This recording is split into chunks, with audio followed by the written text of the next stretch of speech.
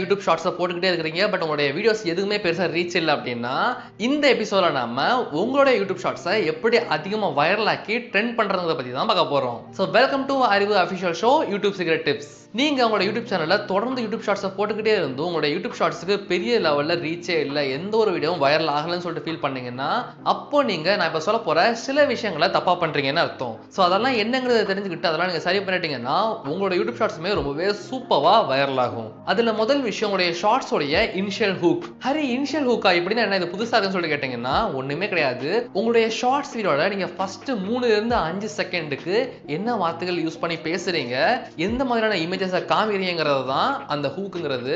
இந்த ஹூக்கை வந்து பாத்தீங்கன்னா ரொம்பவே ஸ்ட்ராங்கா வைக்கணும். அதாவது நம்ம வைக்கிற அந்த ஹூக் அதை பார்க்கக்கூடிய ஆடியன்ஸோடைய கியூரியாசிட்டியை தூண்டுற மாதிரி. இதை நம்மளால நிறைய விதமான மெத்தட்ஸ்ல பண்ண முடியும். ஒன்ஸ் உங்களால வீடியோஸை தொடர்ந்து ஸ்வைப் பண்ணிக்கிட்டே வந்துகிட்டு இருக்கிற உங்களுடைய ஆடியன்ஸை நிப்பாட்டி அந்த வீடியோவை பார்க்க வைக்க முடிஞ்சது அப்படின்னா உங்களுடைய வீடியோ வைரல் ஆகிறதுக்கான ஃபர்ஸ்ட் ஸ்டெப் ரெடி. ஸோ அவங்க அந்த வீடியோவை நிப்பாட்டி பார்க்க ஆரம்பிச்சா மட்டும் பத்துமா?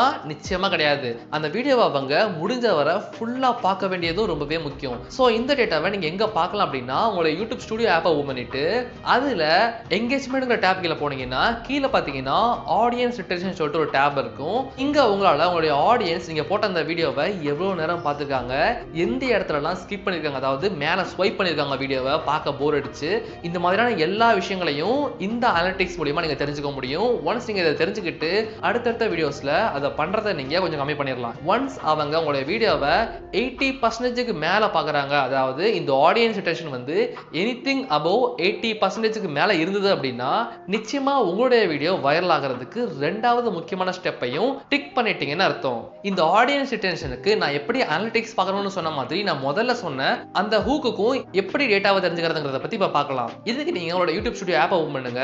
அதுல நீங்க எந்த வீடியோவுடைய டேட்டாவை பார்க்க விரும்புறீங்களோ அந்த வீடியோவை செலக்ட் பண்ணிட்டு அனலிட்டிக்ஸ் குள்ள போயிட்டு ரீச்ங்கிற டேப்ல கீழே ஸ்வைப் பண்ணீங்கன்னா இந்த இடத்துல உங்களுக்கு இந்த மாதிரி ஒரு பாக்ஸ் ஷோ ஆகும். இதுல பாத்தீங்கன்னா லெஃப்ட் சைடுல வியூடுன்னு ரைட் சைடுல ஸ்வைப்டு அவேன்னு இருக்கும். ஸோ இந்த வியூடுங்கிறது என்னன்னா எத்தனை சதவீதம் ஆஃப் மக்கள் உங்களுடைய வீடியோவை யூடியூப் அல்கோரிதம் உங்களுடைய போன்ல காமிக்கிறப்ப பார்த்தாங்க அப்படிங்கிறதுக்கான டேட்டா. அண்ட் ரைட் சைடுல இருக்கிற ஸ்வைப்டுங்கிறது என்னன்னா எவ்வளவு சதவீதம் ஆஃப் மக்கள் யூடியூப் அல்கோரிதம் உங்களுடைய வீடியோ உங்களுடைய போன்ல காமிக்கும் போது அந்த வீடியோவை பார்க்காம மேல ஸ்வைப் பண்ணி விட்டாங்க அப்படிங்கிற டேட்டா. ஸோ இதுல உங்களுடைய வீடியோ வைரல் ஆகிறதுக்கு இந்த வியூடுங்கிறது வந்து எனிதிங் அபவ் 75% மேல இருக்க வேண்டியது ரொம்பவே முக்கியம்.